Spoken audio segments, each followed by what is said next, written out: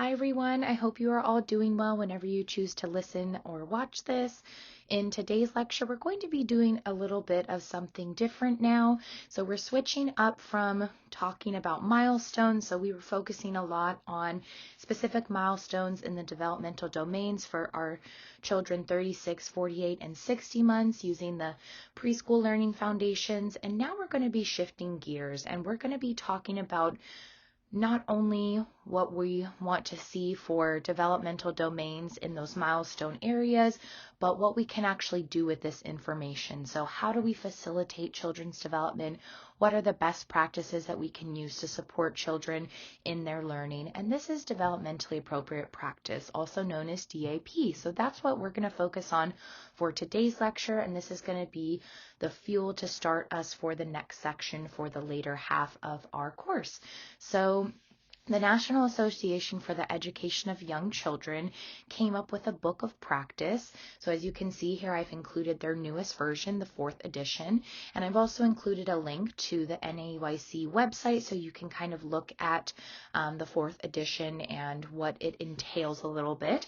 If you have this book, wonderful, then you are probably familiar, or if you've seen the green version of it, you are probably familiar with the former versions.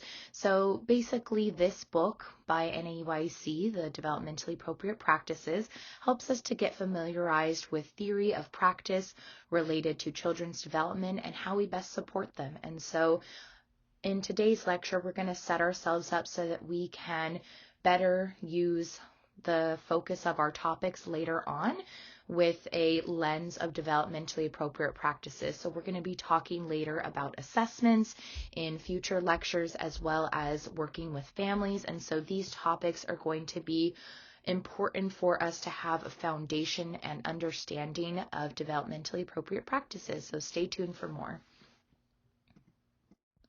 So what is DAP, or developmentally appropriate practice? As I talked about on slide 3, went over a little bit about what DAP is and where it comes from, but just a little bit more context for you. So this is a research-based approach, and this helps us when we're working and educating young children. And this concept and theory has been around since the 80s, and as I mentioned on the previous slide, the 4th edition is the blue version, but there were 3 editions previously, often known as Green Bible in many educational settings, with notions of best practices and what children should be doing. But in this new version and approach for the 4th edition, we have kind of taken a shift in thinking about what best practices are and applying more emphasis on cultural and socioeconomic context as well as individual and group needs of children. And this has helped us to see a more well-rounded understanding and experience, a better view of the kinds of care that we should provide to children in regards to developmentally appropriate practices. And so these new approaches are a better idea of what practices might be. So it's not what best practices are, but what they might be in terms of how do we support children, how do we help children to learn, how do we help children to grow, and how do we help them to develop. So this is what developmentally appropriate practice is looking like, and so we're going to dive more into the lecture today on the different aspects and areas of DAP. So on this slide, we're going to be talking about the core considerations to inform decision making when it comes to developmentally appropriate practices. And these have been revised from the first few editions. Now, they do still encompass the same ideas, but they have been more refined and set in stone to work with a more well-versed population of children and families, and also understanding how educators can better support children. So the 3 core considerations of appropriateness for DAP are as followed: commonality, individuality, and context. So those are also another way to look at age appropriateness, individually appropriateness, and culturally appropriateness when thinking about overall developmentally appropriate practices. And so with age, we want to have knowledge and understanding of development and learning. So all of those milestones that we've been talking about in the first portion of this course are going to be important for that age process. And so Next, we see individual, or our individually appropriate, which is looking at the unique needs of children, their abilities, and their interests. So there's many things that we want to consider when thinking of children as individuals, and this also comes into play when we think about the context, so their cultural appropriateness. And many times we see that children's interests and their unique needs are also connected to their culture. So we want to better understand the context of children's families and the context of the societies that they live in. So we see this in developmentally appropriate practice as meaningful aspects of children's experiences, and this is respectful when we are considering their cultural context.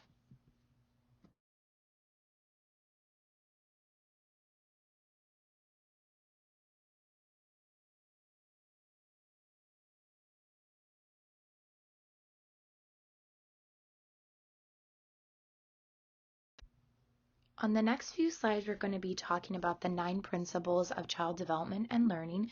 So on this slide, we're going to talk about the first 3. So looking at how we consider the environmental and biological influences, so often known as the nature versus nurture debate. And really what we're getting at here is that both are valuable and important. We need to consider environmental and biological influences as a way to understand children's growth and patterns over time. And then we also want to look at all domain areas as important and how they're all tied and connected to children's learning. So this should stand out to you as things that we've already discussed in lectures. So we talked about each week different developmental domains, but as you can see when you look at them as a whole, there are interconnections and weaving that happens throughout. So we need different areas of development to support and interact with one another, and this is a way that we look at the whole child, and we're paying attention to children as a whole. We can't have social development without language development. We can't have language development without emotional development. We can't have emotional development without cognitive development. We need to consider all areas of development and how they make up a whole child. And then last but not least on this slide, play is key. And we're going to be talking more about play later on today.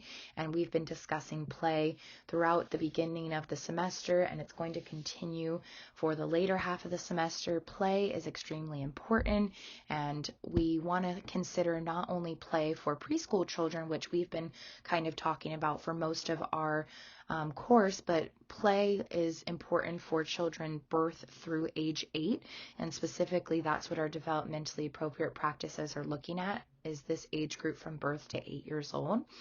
So we also see that play is not only important for all of these ages, but it sets a foundation and fuels development and learning in so many different areas. So just as I was discussing, all of those developmental domains are extremely important when they are utilized together as a whole unit to look at the child as a whole. And then they also help to set a foundation for play, and play helps to set a foundation for development. And so it is a cycle. We see that through play, we are learning how to develop in many different areas, and through development, we are learning many different ways that we can play. So it is a constant cycle.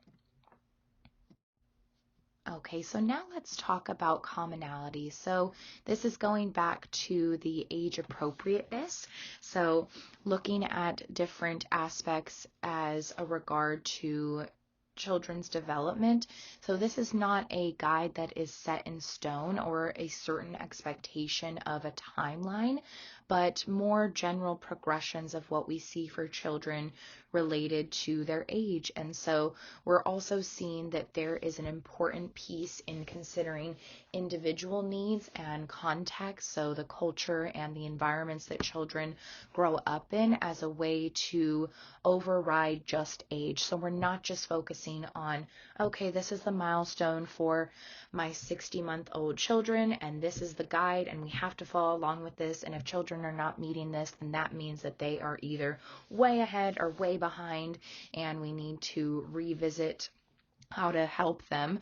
It's important to see that, okay, we have a lot of individual children, and we have a lot of children who come from different contexts. And so although this age appropriateness for development is a great idea and place to start, we see that this new notion of best practices is showing that having individual needs and contextual differences in our culture and our experiences are normal and healthy. It's really important to recognize that children's variations in their differences within their lives in unison with their age appropriateness is beautiful and it's accepted. And so there's many ways that we can go about approaching this commonality and this progression of development when we consider other areas.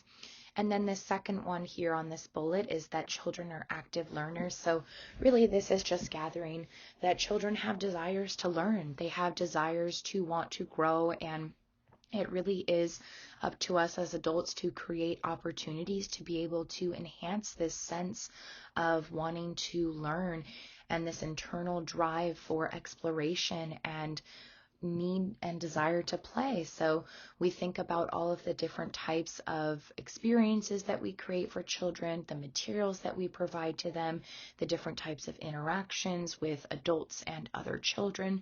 So there's many ways that we can create opportunities for children to learn and grow, and that goes back to that third bullet point on the previous slide about play being extremely key. So play sets the foundation, and when we view and value children as active learners from birth, again, we're looking from birth to 8 years old, we see that this information is valuable and we can create meaning through experiences. So those relationships, the interactions, the environment, it all pertains to a child's experience and their opportunity to continue to be an active learner. And then last but not least, children's motivation to learn. It is tied within their extension of their family members and their environment. So we see that this sense of belonging is created from their family and their home lives, their communities. And so this needs to extend from the home and community within to the school or learning environment. And we need to think about how we can be one, how we can create experiences that embody what children are getting from their home. Again, bridging that gap between home and school is extremely important in creating a sense of belonging for children as well as their families. Alrighty, last but not least, for principles of child development and learning, we see on this slide the integrated ways that children learn. And so this is really stemming from starting with that foundation and then building off of it.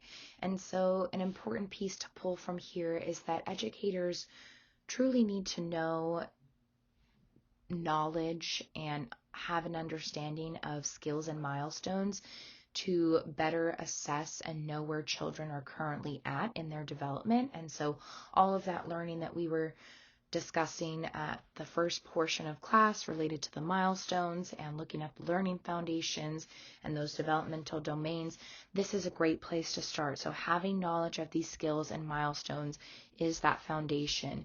And then we can see how we can integrate a variety of different ways for children to learn and effectively grow over time.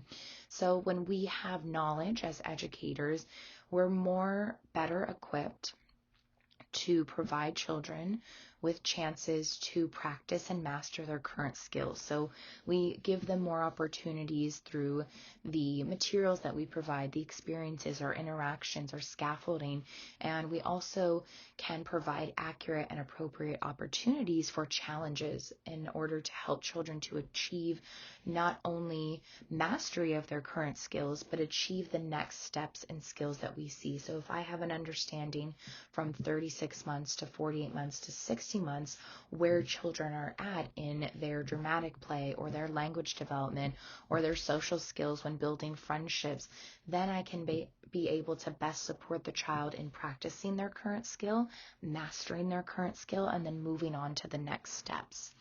And then we also see on this slide how technology and media can actually be quite useful for children when they are actively engaged. And so technology and media use needs to be supported when children are engaging in hands-on learning experiences, just like other play materials.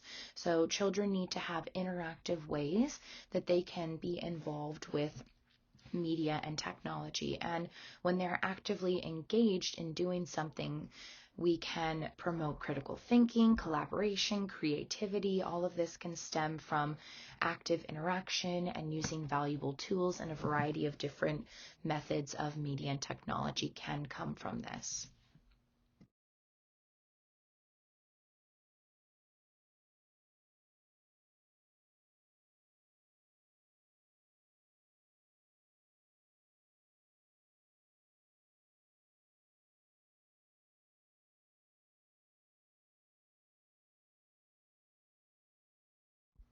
Okay, so now we're going to move on to developmentally appropriate practices in action. And so this is going to be talked about on slide 16, 17, 18, 19, and 20. So we're going to be, again, talking about developmentally appropriate practice in action. So the first one that we're going to be talking about is creating a caring, equitable community of learners. And so when we think about creating a caring, equitable community of learners, we think about how everyone is valued. Everyone has their strengths. Everyone should be nurtured.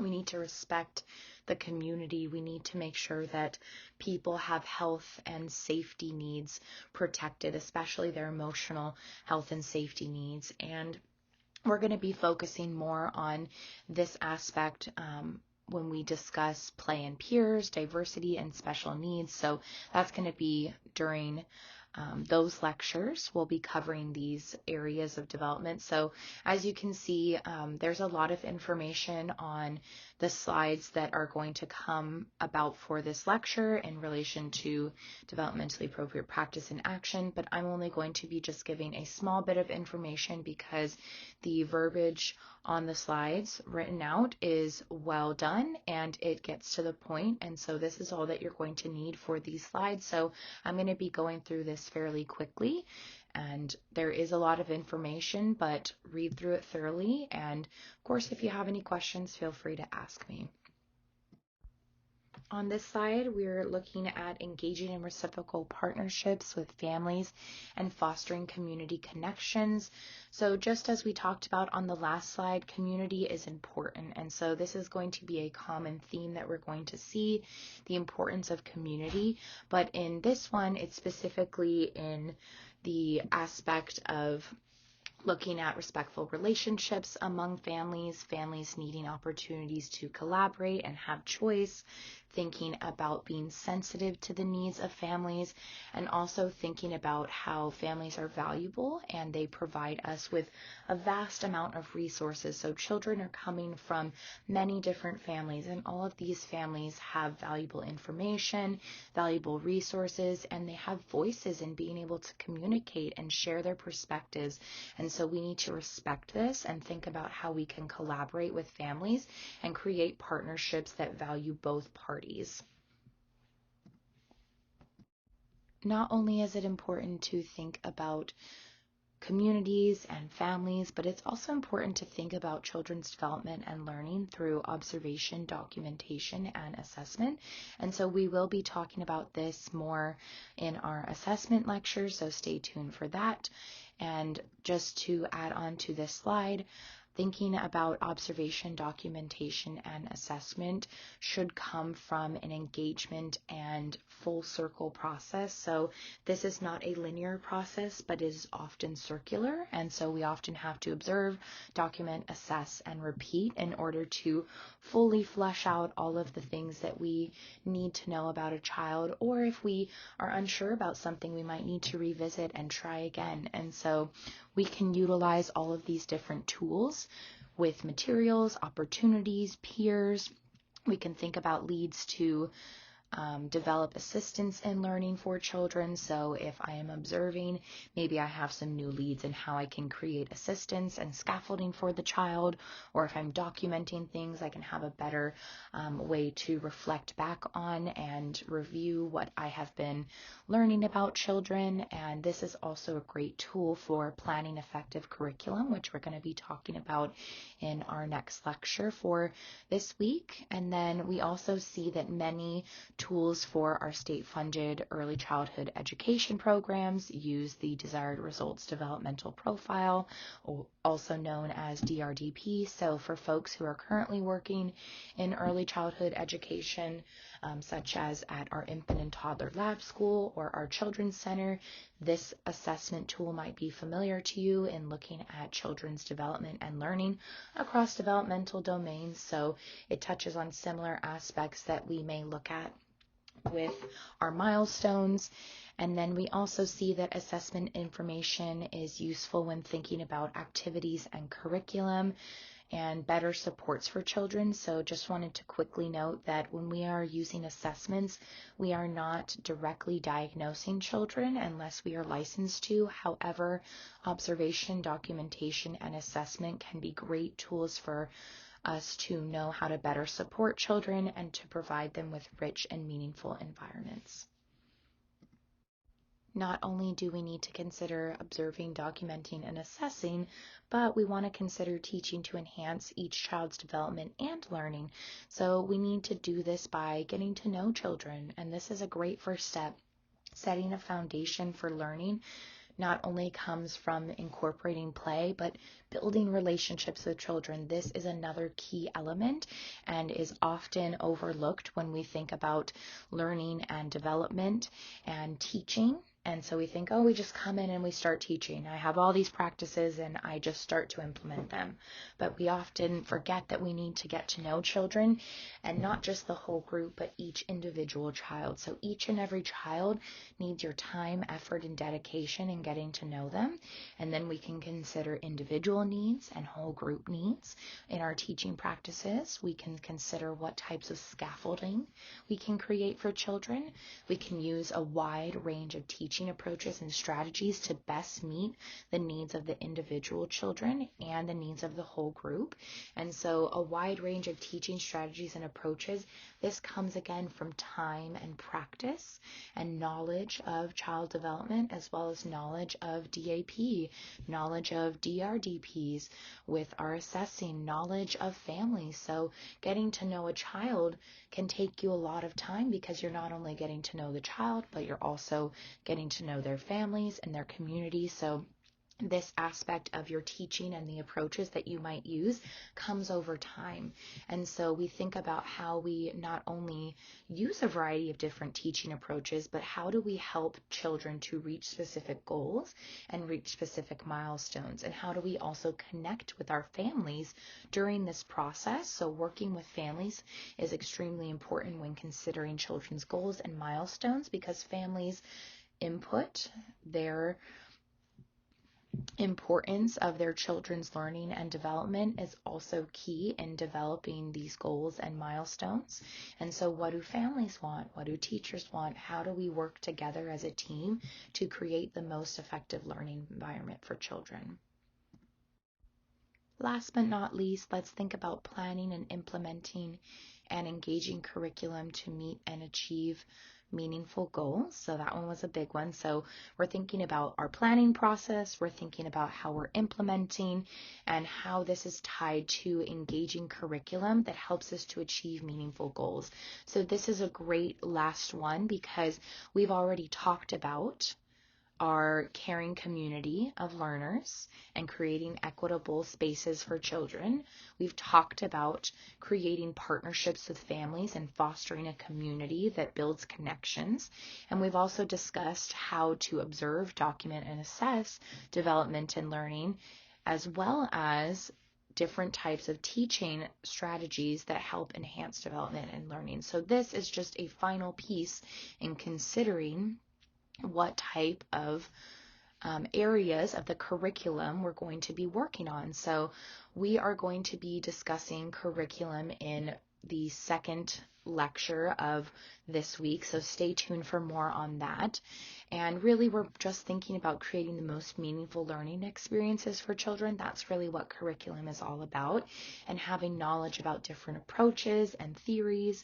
And again, we're thinking back to the core principles and key considerations for our developmentally appropriate practice. So getting back to age, individuality, and culture. So the context of families and societies that children live in, the unique needs and abilities and interests of children, and then also, of course, considering knowledge of development and those milestones that we discussed. This is all important in wrapping up and thinking about what types of curriculum are going to be best for children. And so also on oops, nope, sorry, I need to pause. That's going to be for the next section. So go to 21 for the next bit of information, slide 21. All right, sorry, I got ahead of myself on the last slide there. I was reading my notes and looking too far ahead. So now let's think about demonstrating professionalism as an early childhood educator. So now that we have knowledge of what developmentally appropriate practices are and how we best consider meeting the needs of all children and looking at them as whole people, we can think about ways that we can build ourselves professionally. So all of that stuff that we just discussed, that's just setting a foundation and all the basics that we need to know. But it is really important as an early childhood educator to continue your education and to want to reach higher forms of learning and knowledge.